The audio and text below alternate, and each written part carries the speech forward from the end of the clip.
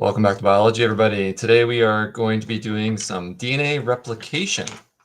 It's the first of three processes that we'll need to learn about DNA. But before we get started on that, let us talk about our land acknowledgement.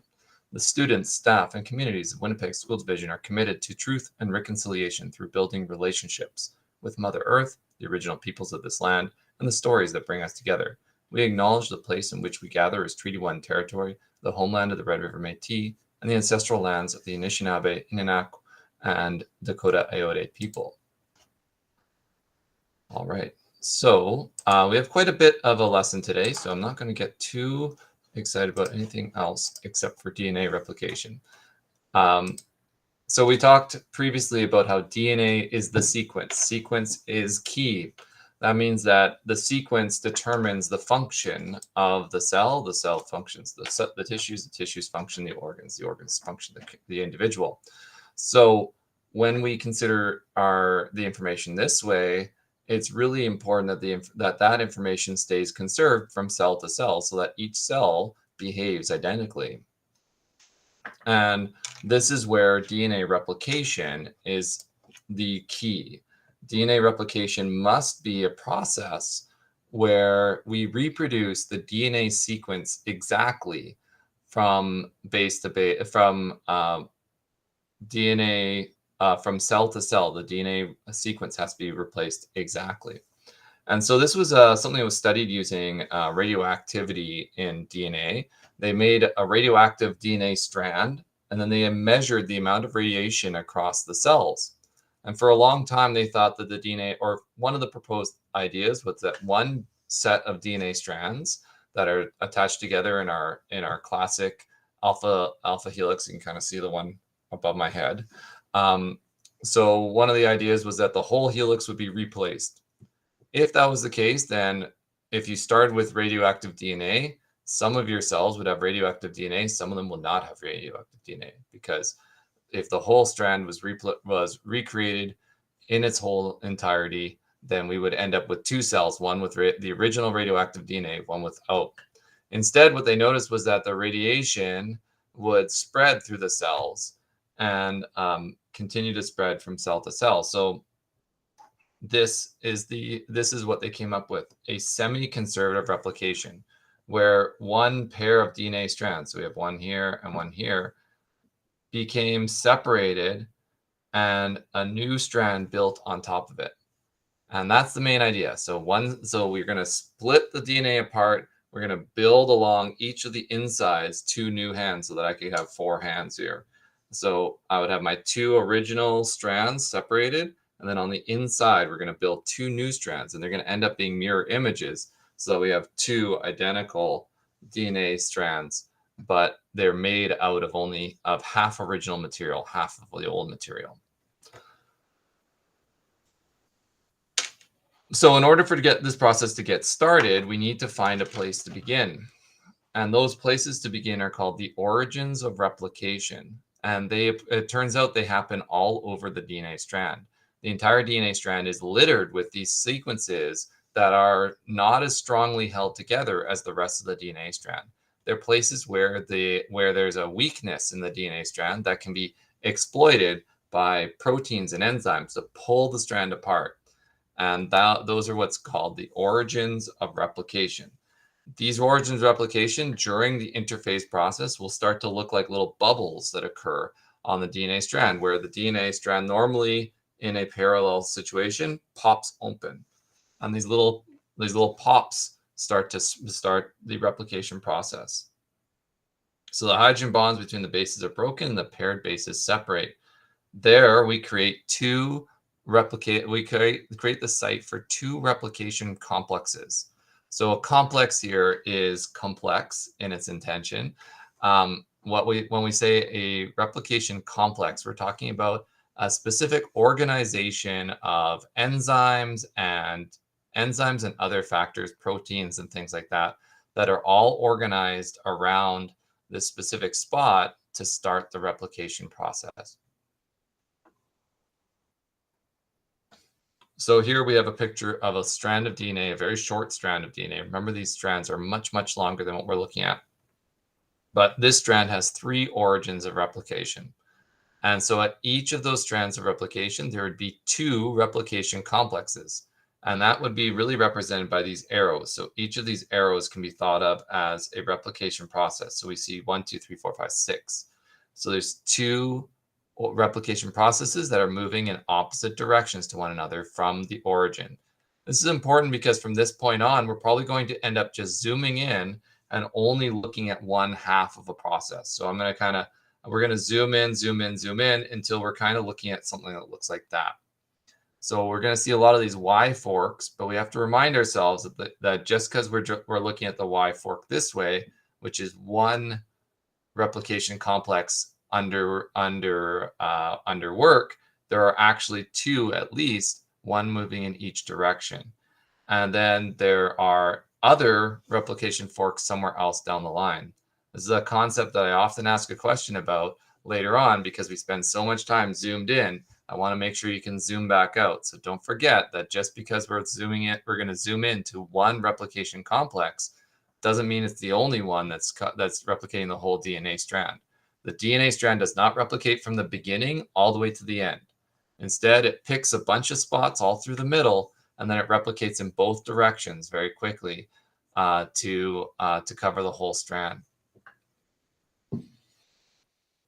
We're moving too quickly. I highly recommend you check out some of the animated versions of this process because that will maybe give you a little bit more than what we can do with the stagnant version. Okay, so we have an origin of replication. That's where we're going to have a bunch of proteins or something are going to climb aboard the DNA strand on both sides, and then one of these complexes is going to start to move this way along the DNA strand. The other one is going to start to move that way. And what's going to end up happening is that we will have one set of DNA that's getting made this way, including the bottom part, that all is part of the same process. And those are not up there anymore. They're down here. So, and they're probably not even down there. They're actually kind of over top of the whole thing. So there's a DNA, there's this thing here that I drew that started here. It will end up down here and it'll be driving this replication process forward. So it's almost kind of like this and like this. Both are, maybe we should make them opposite, 2 different colors here. Make this one green. Okay. So then the green one is going to be moving this way in this direction. Give it a little green arrow here, is going to be moving this way. So all of these new DNA strands are because of the green replication complex that's moving in the other direction. And the orange replication complex is responsible for all this new orange DNA that's forming here. And we have a replication complex that's moving this way. Okay, so at a single site of a single origin of replication, 2 complexes attach, and then they start to move in opposite directions, kind of unzipping the DNA strand, creating 2 new sets of 2 DNA strands, or continuing the DNA strand in 2 different directions, and adding DNA bases to make a new so that the DNA is double stranded. Okay, and that's happening all the way along. So on this other one over here, we would have another, let's call it an orange one if it moves left, and we'd have a green one that's moving right, and this one's going this way. And so, of course, at some point, they're going to be down here, and they'll be coming together. And that's when the DNA strand will finally be complete. It'll be the DNA strand will get to a point where the 2 replications have done all the work, and it'll just stop. And now we'll have those 2 bubbles will have joined, and we'll have one big long section of double-stranded DNA. Eventually, you get a complete strand. There is a little bit of an interesting thing here. This is part of why our cells eventually die, is that there are sections at the very tip of the DNA, a very small amount of DNA, percentage-wise, very tiny amount, that we lose. We can't replicate it because of the way the process starts and ends. It can't actually go all the way to the very tip. There's no way to get an origin or get the replication complex to travel all the way to the end. And so in this way, we end up with a little bit of an incomplete end every single time. and those build up over time. And eventually that's one of the factors that leads to the cell deciding that it can no longer function or it can no longer replicate, and it just chooses to die, and that cell is lost. Now, when you're a baby and a child, you have lots of complexes that go in and they fix these tips, the tips, and they actually repair the lost tip. But those complexes fall away as we get older, and we aren't able to repair the incomplete ends. So just a little bit of a melancholy fact for you, sort of a fun fact, not so fun. Okay.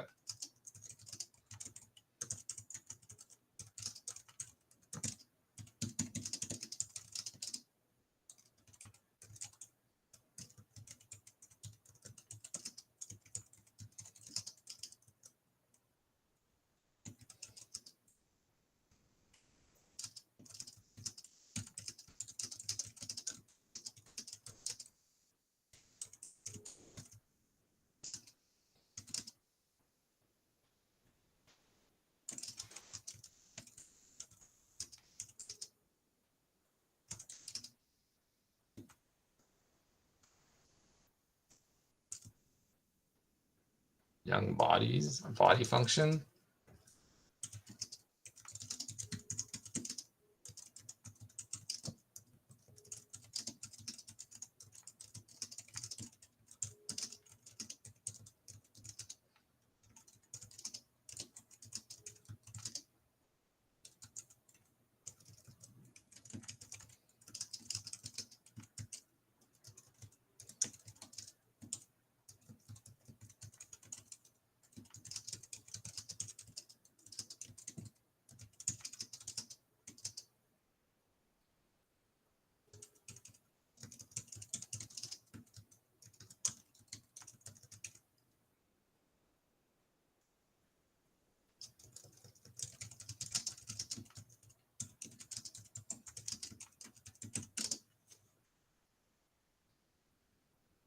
Maybe we should have called it a life clock, because death clock sounds kind of dire.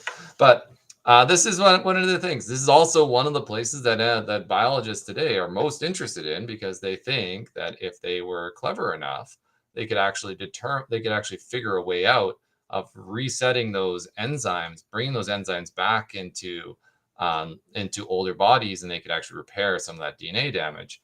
And that could be a place where your cellular degeneration could be reduced with the application of genetic engineering or genetic additives that we haven't yet to discover, really. Telophase, telophases, I think, is the topic that we're talking about here. But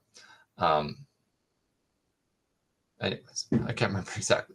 Well, it's not important. We're talking about replication. Let's get into replication. Okay. So these two replication complexes, they move in opposite directions, creating what's known as a replication fork. And that's what I zoomed in. So you can see one replication fork. If we zoom in hard enough, we can see a fork here. That's one replication fork. And there's a second one over here. There's a third one on the right. There's a fourth one here. There's a fifth one on the right. There's a sixth one there. So there's 6 replication forks. Okay, so each of these sort of, I'm going to draw a little box here, and I'm going to make that box look nicer. I can see that there is a box there, but let's just kind of make a box this way, and I'm going to put some dotted lines on that. Maybe I'll make it red. And should I make it a little bit thicker? Sure. So this is a replication fork. So that's one replication fork. You can see there's a whole bunch of them. So there's another one right here. There's another one right here. There's another one right here. All of these count as replication forks, and each of these replication forks would be responsible for fixing or for replicating some portion of the DNA strand. They're not replicating the whole thing. They're just replicating some portion of the DNA strand. So we got 6 of them on this picture, as you can see. It's 1, 2, 3, 4, 5, 6. So there's always, at every single set origin of replication, we get 2 replication forks formed going in opposite directions. Eventually, replication forks will expand to the point where they meet, and you can imagine what that's going to look like here. We're going to eventually get something a little bit wider like that, so that we're going to lose some replication forks when they finally collide with each other. And when all of the replication forks have collided, we'll have the two daughter molecules. So I think that's okay. We'll leave that there. Maybe we'll put a little note here.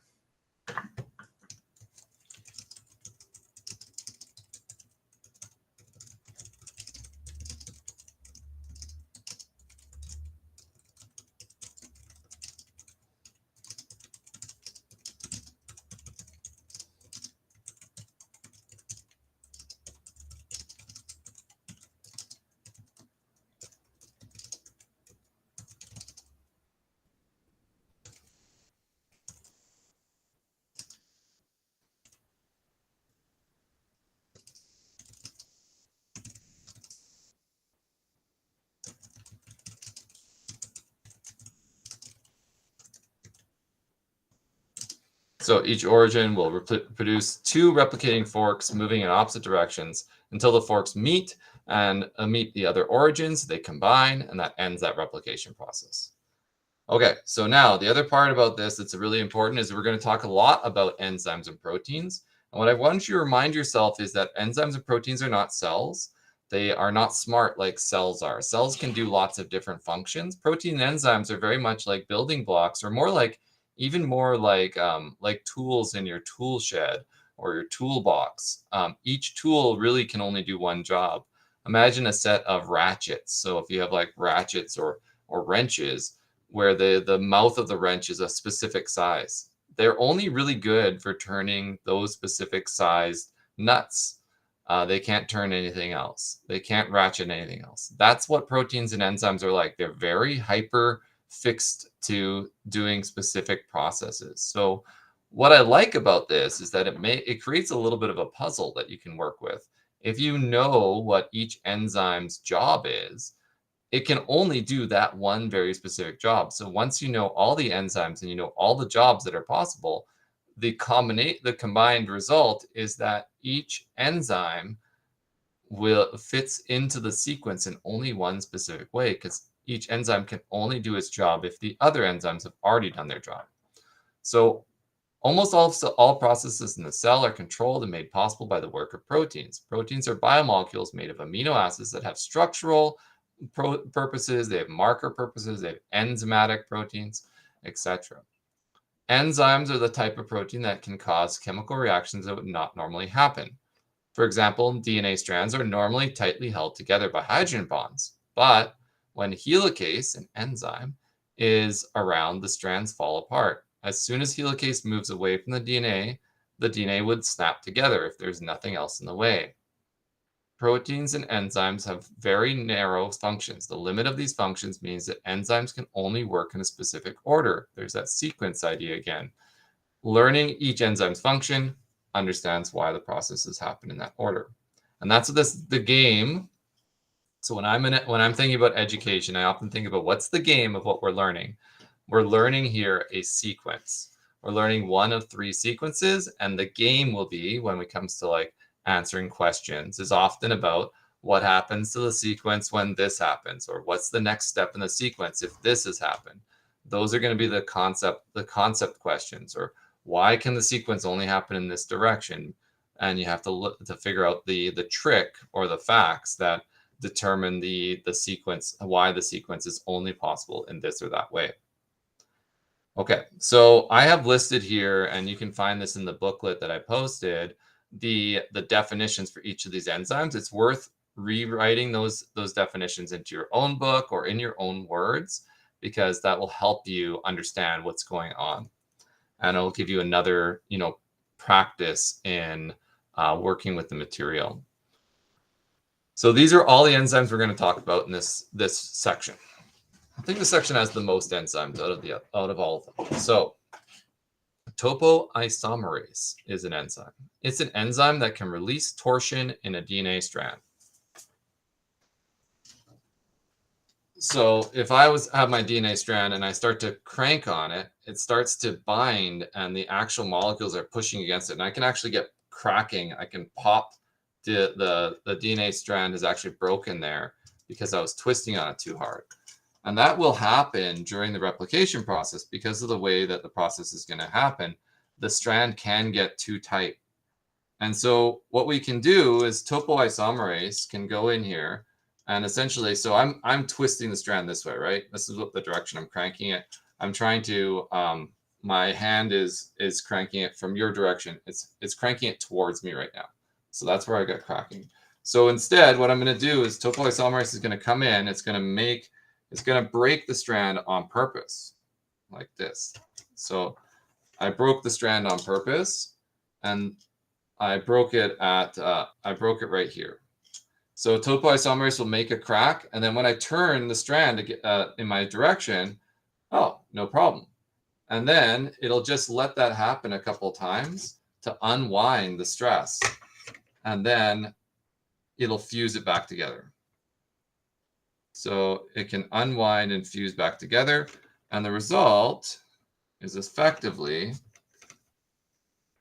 the result would be that the strand would be loosened up a little bit. So now when I go to turn it again and I crank it, there's all this space to turn it, because it's sort of the end result is the strand is kind of almost turned the wrong way. And now when the strand starts to undergo stress again, which we said was turning towards me, I have lots of space that it can do that. And you can see the strand was expanded. And then as I twist it again, it's got all this space, all this extra freedom of movement, because I cut it once, unwound it a little bit, and then put it back together. And now it's strands back together. So that's what topoisomerase can do. It's very cool. That's all you have to know about it, really. The trick is going to be that it has to be ahead of this process. So it has to be ahead of the replication fork. So that's helicase is going to be driving the replication fork. So this has to be a little bit ahead of the replication fork, just ahead of helicase and the replication fork.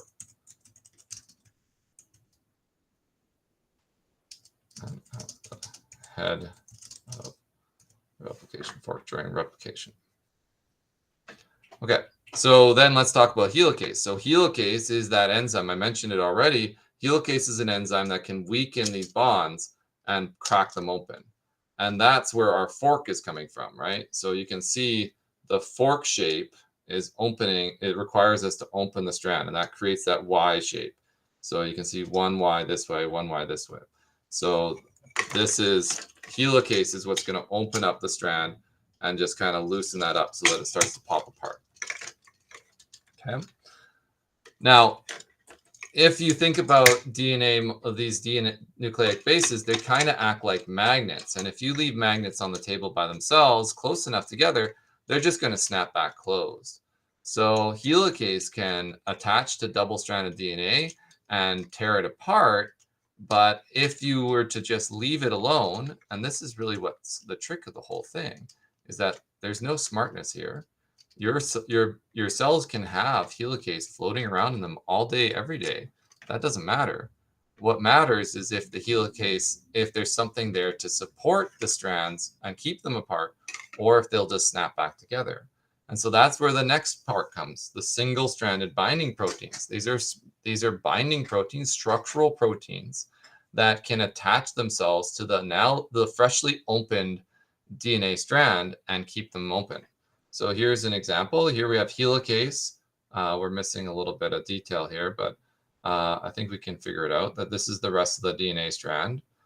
And so helicase, I'm going to just kind of make it darker red. Maybe I'll make it a color like blue.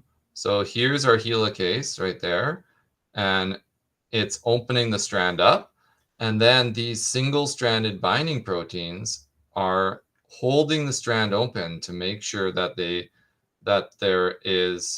DNA strand doesn't come back and join together, because in between here there is a force of attraction. They want to be together, they want to join back and meet each other, but that's not possible as long as the single-stranded binding proteins are in place. Just trying to organize that a little better.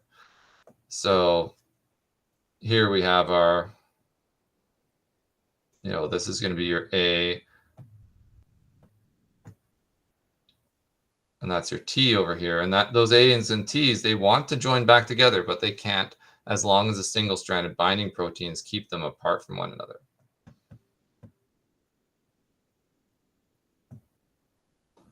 Okay. All right. So that's the main beginning. That's the beginning part of the replication, is those three working together to get the strand open and widen it up. So now you have a single strand of DNA. Great. What's going to happen next? Well, luckily, there's another enzyme that can read single-stranded DNA molecules, but it kind of reads it wrong. It's very peculiar. We don't have a DNA molecule that we don't have a molecule that reads DNA and just gets it started. Instead, we have something called RNA primase. An RNA primase can attach to the DNA strand and then to a single-stranded DNA. So it's single-stranded here. And it attaches to the single-stranded DNA molecule, and then it attaches complementary bases, but it uses the wrong kind. It attaches RNA nucleotides. So those are not DNA, they're RNA. Okay, so that's what it can do. This creates what's called a primer, and it's a temporary RNA-DNA pair, which creates a temporary double-stranded DNA. It's just not double-stranded with DNA, it's a double-stranded with an RNA-DNA pair. So it's a pair of molecules, but they're the wrong pair. The interesting thing is that there are two more enzymes that love double-stranded DNA. They don't even care if it's RNA and DNA. They just, as long as it's double-stranded, and that's DNA polymerase 3 and DNA polymerase 1. So DNA polymerase 3 can read double-stranded DNA pairs, and it can add complementary DNA strands, DNA nucleotides. So this enzyme catalyzes the complementary base pairing. That's what we want. So we want complementary base pairing between DNA nucleotides, so only DNA nucleotides, except it can only do so from a starting point that was double-stranded. So the DNA polymerase 3, it extends the double strand along and carries it on and extends it, and it gets longer and longer. So you're left with a double-stranded DNA that's all double-stranded DNA, provided it can read it. Now, there's a trick here. It should be noted that this can only happen in one direction.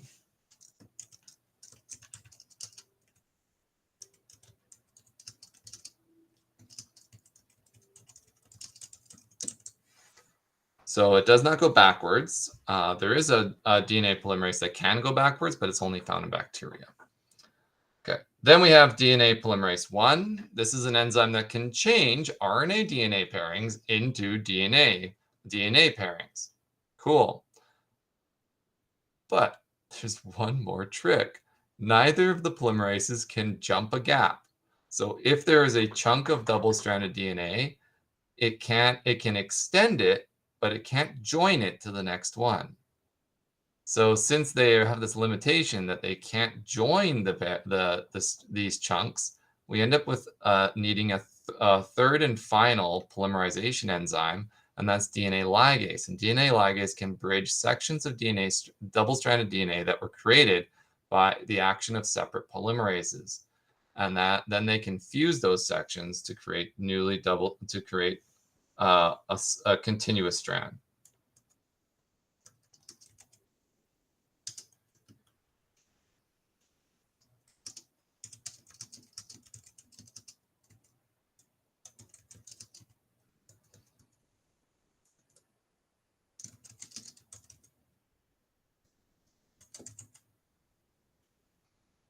I'm just going to call this newly created DNA.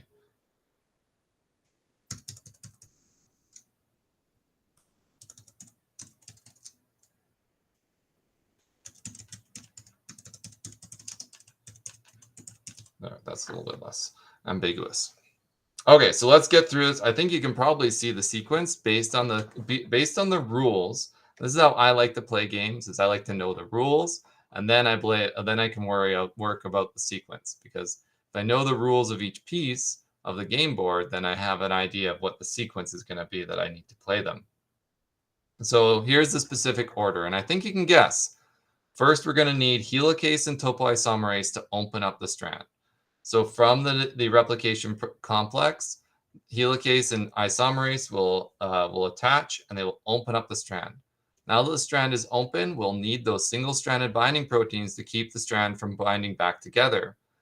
Remember that its natural state is the helix. So now we're moving. So this is the strand opening up. Now this version is moving from left to right. So on this case, notice that the helicase is moving in the 5' to 3' direction. So if this end is 5', we can think of the helicase is moving from 5' to a 3', because wherever the other end of this DNA strand is, it's 3'. So that's the way we can look at that. Okay, so helicase is riding that one strand in the 5' to 3' direction. It's going to become important later. The other one is a 3' to 5'. We're not going to ignore that one for a minute. Now, those exposed nucleotides are unstable. If we don't have the proteins to stabilize them, they'll snap back together. So this is where primase will come in. Primase is a single-strand reader. It can read single-strand DNA. It just can't do a very good job of it. So it reads the DNA strand, and it adds an RNA primer onto the strands. Now, watch out here. Look at this. Primase kind of moves in the same direction. It adds a primer of a few RNA nucleotides in a 5' to 3' direction. So it adds in a 5' to 3' direction, moving similar to helicase, but pumping out these strands. Now let's look back up here. Okay, so it produces 5' to 3. So where is it going to be producing it? It's going to be producing it down here. So our RNA primer is going to be like this, going this way. This will be where our RNA primer will form, because this is RNA primase.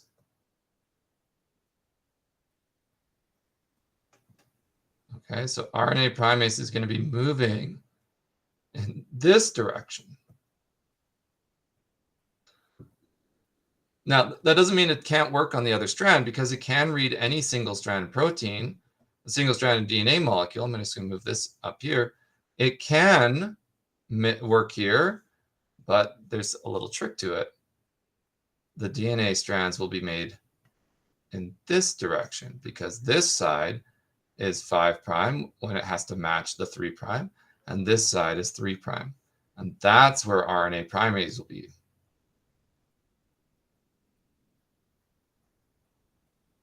So does anybody see a problem here that we have to worry about in terms of how this process is going to go? On the bottom strand, I'm liking the bottom strand. It's going in the direction of replication. But on the top strand, we're already having a weird problem where the RNA primase is moving in the opposite direction of replication.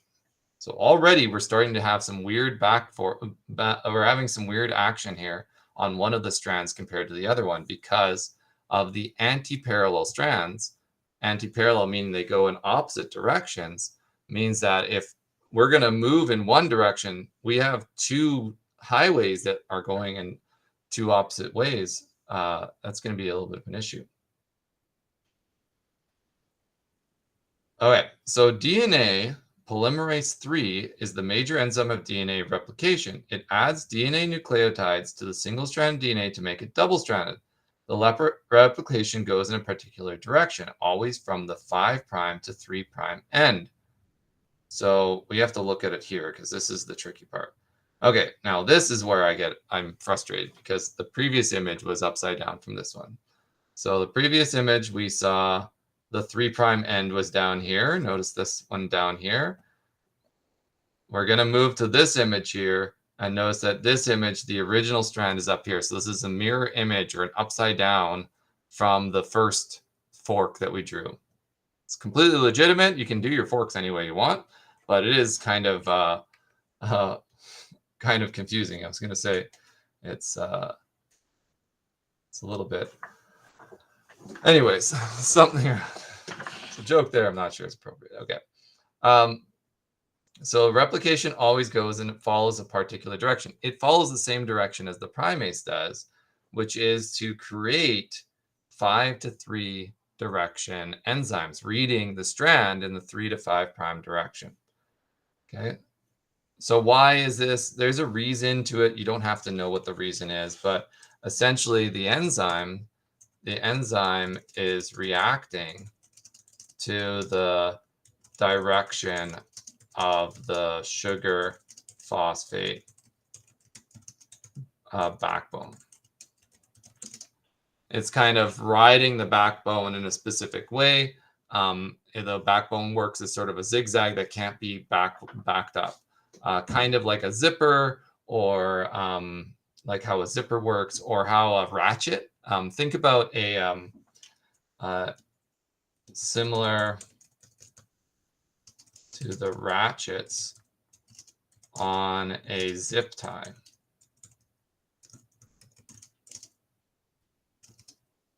The zipper part can't move in the other direction due to the directionality of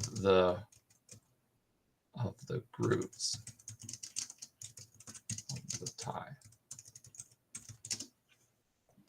So if you know a zip tie, I hope you know what a zip tie is, but if you don't, it's those little squares. They're little squares and they go like this, and they have these little ratchets on the side. So if you ever looked very closely, what's really happening on the zip tie is that we have a specific sort of shape of like something that looks like this.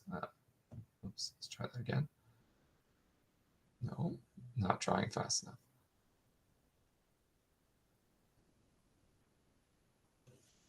So when the zip goes across, the zip essentially has this kind of shape.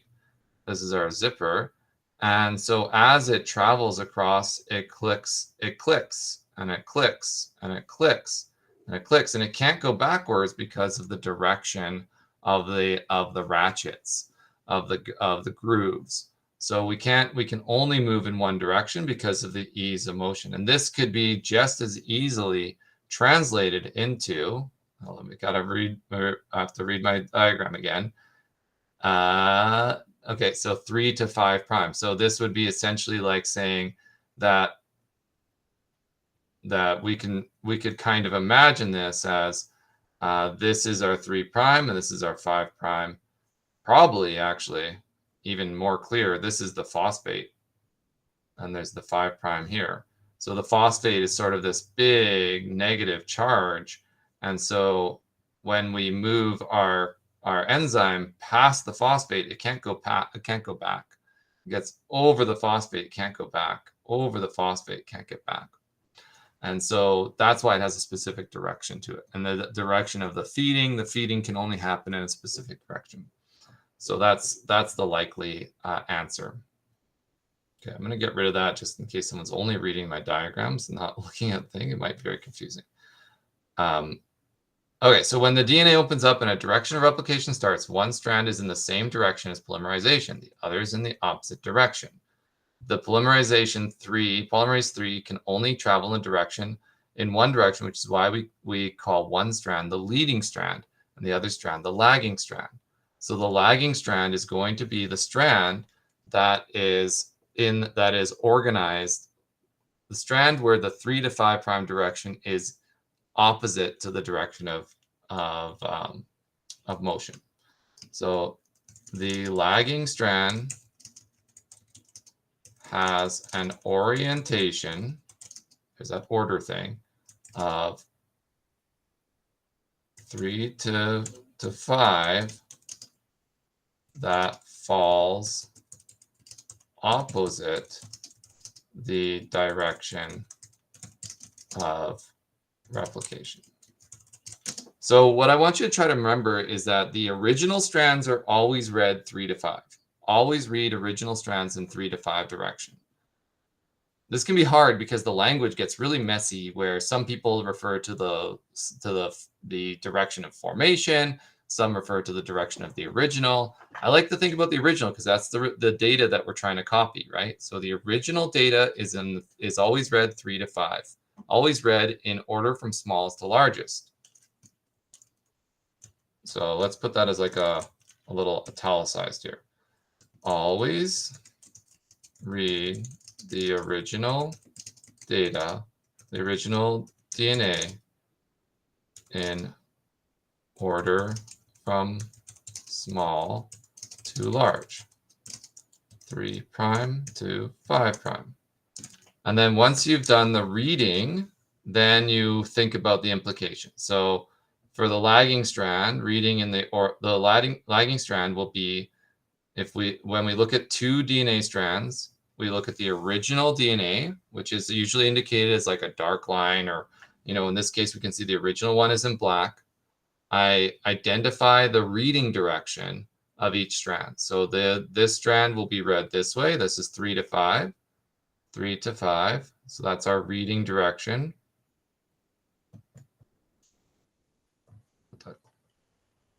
Reading direction. And then on the bottom strand, we also are going to look for 3 to 5, 3 to 5. So this is the reading direction, or the reading direction of the original strand, the other original strand. Remember, there's two original strands. So the top one is read to the right, the bottom one is read to the left. So that's why there's a problem, because the movement in general, the direction of replication in this example, is to the right. So the overall direction of replication, I don't know why that didn't make my arrow. That's what I wanted. So this is the direction of replication.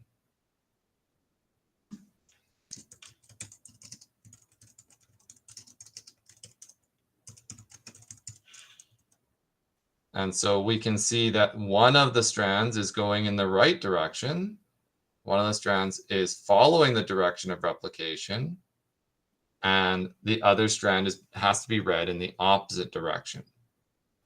So what happens is essentially the same process keeps happening on the lagging strand. We make an RNA primer. We extend the RNA primer with DNA polymerase.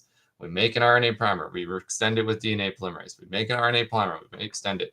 On the other strand, the leading strand, we made one RNA primer at the very beginning of the process, and now the DNA polymerase can just ride and keep riding and riding and riding because it's always right behind the helicase.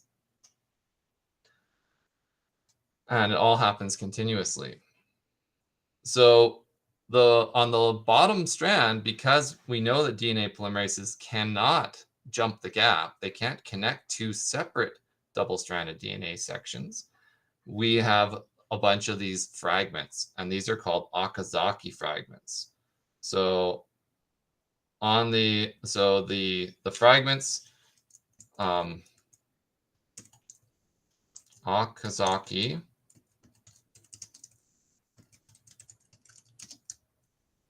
they are artifacts of DNA polymerase 1 and 3 not being able to connect separate double-stranded sections. So although DNA polymerase 1 and 3 are able to extend paired DNA, they are not able to connect paired DNA. That's where we require DNA ligase to come in and fix that last step. So here's another picture. Look at how they flip everything around again. So let's look again. Find the 3 and the 5 on our original strands. So I'm looking at this one. I'm looking for a 3 and a 5. I see the 3 and the 5 on the original strand. So that's my reading direction. So that's my reading direction here. I find the 3 and the 5. This is my reading direction here. Now we know that the overall direction of replication is one that's going to open the fork up. So we're overall going that way. That means that the top strand here is our leading strand, and the bottom strand now is our lagging strand. So they just kind of mess us up all together. This one's backwards and upside down from a bunch of the two of the other ones. So we can see the leading strand here. There was an RNA polymerase way, way, way back. We don't even see it anymore. It's back at the origin. And this leading strand is following the same direction as the direction of origin. It has the same reading direction for the original strand as the direction of movement for DNA polymerase, which is this orange kind of thing. On the other side, we see the DNA polymerase moving in the reading direction, which is opposite to the direction of motion. And that's creating these Okazaki fragments, because once DNA polymerase 3 gets up to this section, it had to stop and has to wait until a DNA ligase can come in and fix that section. This is also after an RNA primer, which we aren't even showing in this diagram. There's no RNA primer here, but there are RNA primers popping in and popping out. These sections are not just like 4 bases. They're like hundreds of bases at a time, or dozens at least, that are getting copied and pasted. I think it's hundreds. So leftover RNA primers are eventually rewritten by DNA polymerase 1, and then DNA ligase searches out and searches out the breaks between the fragments and connects the nucleotides to make a continuous strand. As the new strands form, DNA polymerase 1 and 3 will move along the strands and proofread them for mutations. Recall that these enzymes seek out double-stranded DNA, and they can catalyze the pairing of A with T and C with G. So if there's any pairs where there's missing, or any pairs where there are a C with an A, it can find those and fix those. Okay, so you can see I've gone through this one before with people and showing you the overall. This one's a little bit bigger and zoomed out. So again, at the origin, we would have a primase of some sort that was made, and then DNA polymerization has happened continuously along the strand since that point. You can see DNA polymerase is the only enzyme on the leading strand that's really necessary, other than the single-stranded binding proteins in red. Here's our helicase. This might even be helicase with a topoisomerase on the front. I think that's just not being drawn here. So sometimes the second bump there is topoisomerase. And so topoisomerase and helicase are working together to keep the strand opening. On the other strand, and again, I'm looking for that 3 to 5 on my parent strand. So here's my 3 to 5 on my parent strand. So that's the reading direction, 3 to 5 on the bottom strand. So the top one is the reading direction, and the replication direction are the same. So that's our leading strand. Lagging strand, the leading direction and the reading direction, the replication direction and the reading direction are opposite. And so here we see the RNA primers. We see multiple RNA primers in red being made by primase continuously. From the RNA primer, DNA polymerase is continuing the strand. It's going to continue the strand until it creates a little bump here. And then DNA ligase will come in and fix those little bumps after the RNA primers have been removed by DNA polymerase 1. So here's a step-by-step process all laid out in 9 steps, not necessarily 9 easy steps. I still think that the best is to understand each of the enzymes first, and then there's only one way the enzymes fit together. That's how my brain works. But if you want to remember 9 steps instead, that's your call as well. So replication factors attached at the origin of replication to begin to bring together the necessary proteins and enzymes to start the process. That's the replication complex that starts things. Helicase separates and starts the DNA and separates the strands of DNA and moves in the 3 to 5 prime direction, the reading direction, creating the leading strand direction, or the reading direction.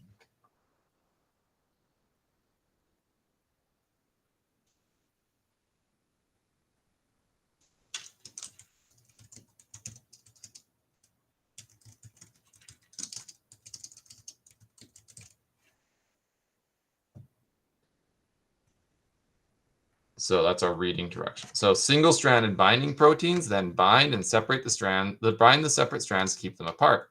Topoisomerase is slightly ahead of helicase and removes the torsion on the helix. Primase attaches RNA bases to the single strands of DNA in the same 3 to 5 prime direction to create temporary double strands of RNA DNA. DNA polymerase adds bases starting at the end of the primer, continuing the 3 to 5 prime direction, and it stops when it meets another double-stranded section. DNA polymerase 1 will remove RNA primers with DNA bases, and DNA ligase will fuse any separate sections of double-stranded DNA back together, or together for the first time, I should say. Both polymerases continue to work along the DNA strand for any mismatched bases that were caused by any mistakes. Steps 5 to 8 on the lagging strand, since the lagging strand is oriented 5 to 3 compared to the direction of replication, steps 5 to 8 are repeated more often. Every time helicase unwinds the DNA, a new primase can be attached to the lagging strand, and those steps 5 to 8 get repeated. There are more Okazaki fragments on the lagging strand. They don't really count as Okazaki fragments on the main strand because they're so long. It's one giant fragment that has only one fuse point at each end. So that's not really considered an Okazaki fragment on the main strand. Now, it should be noted that I want to put a little note here because we didn't mention this, and it's one that I found that students kind of forget about. Note, each origin of replication creates two forks in opposite direction. This creates a leading strand in one direction and a lagging in the opposite. So if you go back to that very first images with the forks, you'll see this. I'll try to draw it right now. So I'm going to put my DNA here with my fork like this. Right? We're going to put our origin right there. This will be our origin.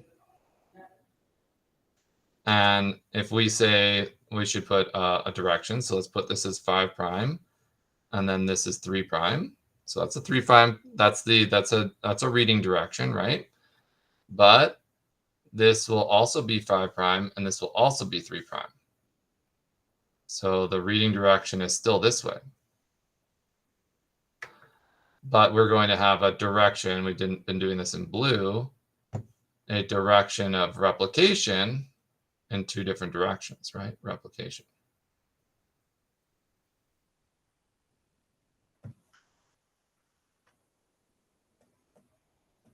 So the new strand of DNA that forms on this side will be a leading strand, leading. But in this direction, we will get a lagging because it's in the opposite direction of the reading strand that we're copying. So this side will be lagging. We can play the same game on the bottom. Let's do that again. If this is 5, this is 3, and this is 5, and this is also 5, and this is also, or this is also 3, and if this is 5 prime, but that means that this thing here is 5 prime, which means that this, for this direction, is 3 to 5, and we say it goes 3 to 5, right? So 3 to 5. So in terms of this blue arrow, we're going to get a lagging strand on the bottom because we're moving opposite. We'll be getting these little chunks that go this way, right? Each one has to go along the reading direction. So we're going to get a lagging because the replication is occurring that way.